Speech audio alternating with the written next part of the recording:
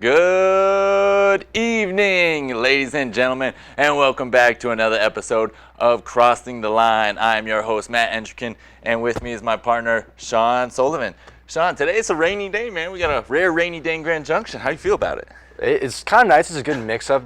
Always very hot here in Grand Junction, so it's a nice little mix-up. But let me tell you what, the sun is shining here on the Crossing the Line studio, and it's time for us to dive right into these topics, I say. All right, Sean, let's do it then. First topic of the day. The Los Angeles Rams are coming off of a big win off the defending champion Tampa Bay Buccaneers, and so that's leading a lot of us to ask, are the Los Angeles Rams the new best team in the NFL? Sean, tell me what you think. To put it simply, absolutely yes. I am all in 100% on the Los Angeles Rams. Look at them last year. They already had a lot of talent, a very deep roster. And then you get the acquisition of Matthew Stafford. Sean McVay's in quarterback heaven right now. Matthew Stafford's been absolutely tearing it up. They have a fantastic wide receiver core with Cooper Kupp, Robert Woods, and crew. Gotta love the wide receiver core, and Matthew Stafford's been doing his thing. Defensively, they're very sound. Like I've said all these past episodes, Aaron Donald is hands down the best defensive player in the league by a lot. So he's up there destroying the pockets. You have Jalen Ramsey doing his things, getting the turnovers.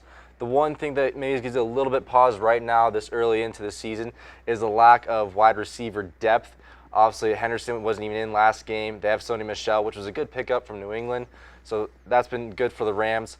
But I'm still very happy if I'm a Rams fan. They, like you said, they knocked off the top team, defending Super Bowl champion of the Tampa Bay Buccaneers. So Rams fans, you guys are the top dogs right now in my books.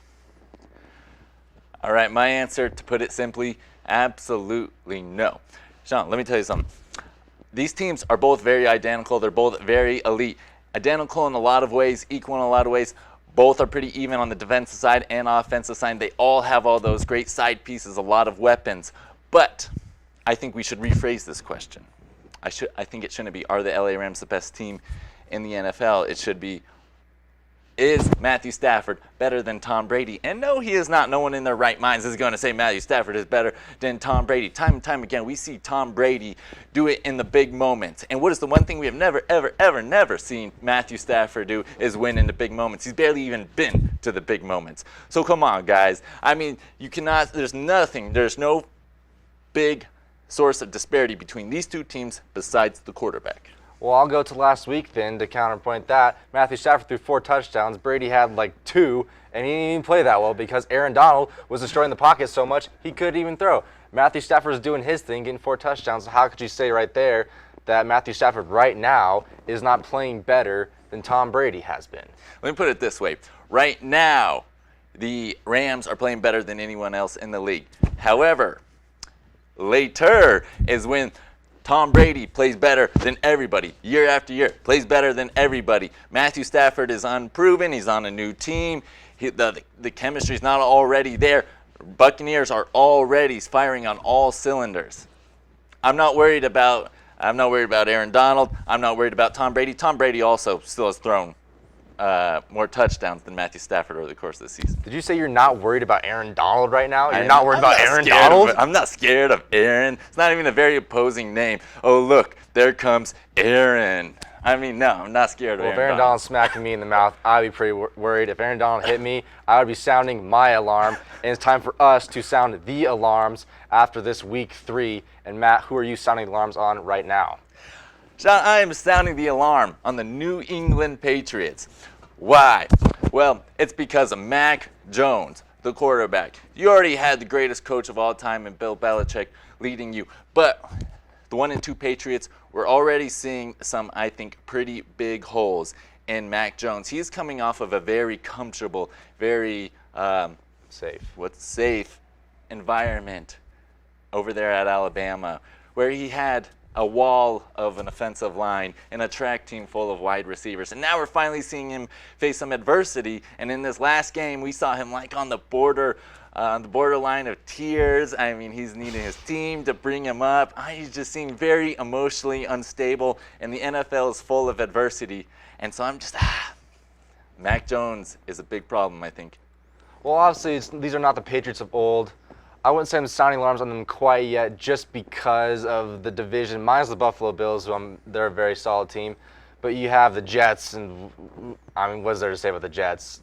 Nothing. And then you have the Dolphins, who have injury problems. So I'm not quite sounding alarms on Mac Jones and the New England Patriots. If there's anyone that can turn them around, I think it is Bill Belichick, and this is the game that they have coming up against Tampa Bay. If they do want to turn it around, I don't think they will. But I am going to be sounding the alarms on the Chicago Bears. If the alarms have not been sounding already since the offseason, when Matt Nagy said he's not even going to start Justin Fields. And Matt Nagy, the fact that you even have a job right now after last season is ridiculous. You had a very solid quarterback, in my opinion, Mitchell Trubisky, and if the pieces would have been built around him, if you would have given Mitchell Trubisky a chance, I think he could have been a solid starting quarterback, a very Phillip Rivers maybe-esque average NFL quarterback. But you don't. You cry and you moan and you complain, Ryan Pace, I don't like my quarterback. Give me Justin Fields. I want to trade it for Justin Fields. So Ryan Pace is like, okay, fine. You get Justin Fields. Well, I have Andy Dalton. I want to play Andy Dalton instead. Give me a break, Matt Nagy. This is an absolute joke. The fact that you want to play Andy Dalton or Nick Foles over Justin Fields. I get he may not be ready, and you're trying to pull the Andy Reid magic of sitting Patrick Mahomes behind Alex Smith, and Andy Dalton's similar-esque career, I guess. But you don't have a lot of talent, which is kind of on the coach to not get the team ready. Justin Fields had 1 net yard of offense passing yards last week. That's on Matt Nagy, in my opinion. So there's just so many red flags with the Chicago Bears and Matt Nagy. I think he's going to make it through the season. I wouldn't be surprised if he didn't. And let's just hope he doesn't ruin Justin Fields' career, which I think he has a very bright future in the NFL. On the bright side, I think Justin Fields has a better chance of succeeding than Zach Wilson in his situation over in New York. So, glass half full or glass half full type of mindset here. At least you're not in New York, Justin Fields. That is it. Yeah, no one wants to be in New York right now. That's for sure. I think Zach Wilson has a chance, but who knows? But it is time for us to get some predictions here for Week 4. It's time for us to bet the house. And Matt, who are you going to be betting the house on? All right, Sean. Today I'm going to be putting all my money on the Kansas City Chiefs. Yeah, I know that sounds like an easy answer. However, there is a better chance of Americans believing we lost the war than there is of the Kansas City Chiefs losing 3 games in a row. Because, number 1, obviously, they're the Kansas City Chiefs. Number 2, this, believe it or not, is actually a must-win game for the Chiefs. Because if the Raiders or the Broncos win this week, you are 3 games behind in the division. Now, I don't care who you are, whether you have Patrick Mahomes leading your team or somebody else, that is a difficult challenge to come back from. So the Chiefs got to win this game. I don't think there's any way Andy Reid and Patrick Mahomes let this one slip by against the lowly Eagles, who have lost 13 of their last 18 games. So I'm betting the house on the Kansas City Chiefs. Yeah, I really want to be betting on the Eagles if it's me. But I have 2 games in mind. I'm looking at the Chargers and Raiders on Monday night. The 2 top teams in the division right now at 3-0 apiece, with the Broncos at 3-0, but we can, that's a story for another time. I'm actually going to bet the house here on the Los Angeles Chargers. I think they're an incredibly talented team, and the main thing is I'm more out on the Raiders being 3-0 than I am on the Chargers. The Raiders, the cardiac Raiders, we could call them, won 2 games in overtime, week 1 and then week 3 in overtime. Not a really recipe for success, for longevity of sustained wins is winning in overtime. And the Chargers coming off a huge win against Kansas City, where they outplayed Kansas City, I think, in almost all facets of the game. Justin Herbert, Keenan Allen, I think you can make a solid case. One of the best quarterback wide receiver tandems in the league. Justin Herbert having a fantastic sophomore year. Keenan Allen, good. Chargers defense, good. A lot of stuff to like about for the Chargers, so I'm betting the house on them. Second game, the biggest game in the NFC West, the Seattle Seahawks versus San Francisco 49ers. I am betting the house on the 49ers. I think, you're an Aaron Rodgers away from winning. Heartbreakers, so hopefully they can bounce back from that. I think they can. Kyle Shanahan, a good coach. And same thing I was saying about the Raiders. There's just not a lot to like about Seattle. They're blah. They have Russell Wilson. That's about it. So I'm out on Seattle. I have the Chargers and San Francisco. I'm betting the house on them. The Seahawks going to make the playoffs, Sean?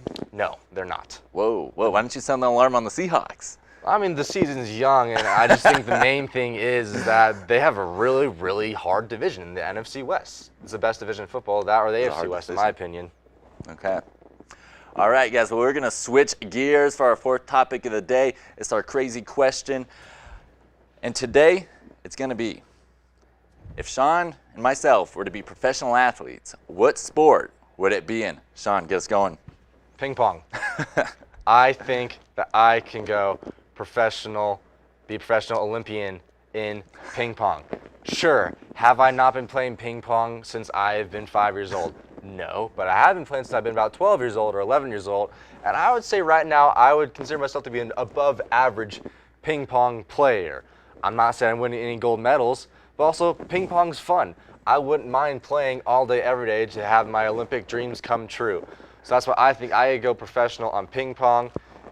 I play a little bit of tennis every now and then too. Table tennis, ping pong, I think it could be done. It's also the only sport that's very accommodating to your physical build. Yeah, I'm 5'9", 170 pounds maybe, soaking wet. You're perfect. Exactly, low to the ground, center of gravity. I think it could be done. Matt, what sport do you think you could go pro in? All right, Sean. The sport that I am choosing to go professional in is the great sport of pickleball. Pickleball is a very simple game. Let me tell you something. It gives athleticism to the unathletic. It gives youth to the old. You don't got to move very much in pickleball. It's a pretty small court. If you're an old guy, you want to play sports, pickleball is your game. So it's a simple game. Like I said, not a lot to learn. There's not a lot of intricacies and little, nooks and crannies to the game. I think you can learn it pretty quick. You spend like 6 hours playing it every day, you're going to be a professional in no time. However, you will not make very much money. But I still think I could go pro in it. You'll still be a pro athlete, and we want you guys at home to go on the CMU-TV poll and vote between the two of us. Who do you guys think will become a pro athlete? Me at ping pong or Matt at pickleball? You guys will decide that. And it's time for us to decide who we are going to have for shout-outs. Am I starting things off here? Take it. I'm going to shout out Mr. Dan Patrick, host of the Dan Patrick Show. He has recently been inducted into the Broadcasting Hall of Fame. And Dan Patrick was one of the big inspirations for me, one of the main reasons I got into broadcasting and fell in love with broadcasting in the first place. He was one of the OG hosts of Football Night in America with Dan Patrick, Tony Dungy, and Rodney Harrison. Made me fall in love with that show at the early age of about 7 or 10. And yeah, he's been a big inspiration. And who has it better than Dan Patrick? Nobody. He's living the life. He's living the life. He is. Respectable pick, Sean. All right. My shout out for the day is going to be the Instagram followers of CMU-TV. Last week we released a poll contending Sean's shout out that Mott's Fruit Snacks is the best. We had the people decide if Sean was right or not, and as you can see, they were not. Of course, well, maybe you can't see, but the results did come out. About 59% of our followers think that Welch's is better. So I just want to commend the population of Colorado Mesa University for doing what I do best, and that is prove Sean wrong. Okay, I still stand by my answer that Mott's the best, but you know what? Well, maybe the people think Body Armor is better than Gatorade. Let's try that one next time. Guess we'll find out. But what we do know is we'll be back here next Wednesday for another episode of Crossing the Lines. For the host, Matt Edgekin, I'm Sean Sullivan. Peace!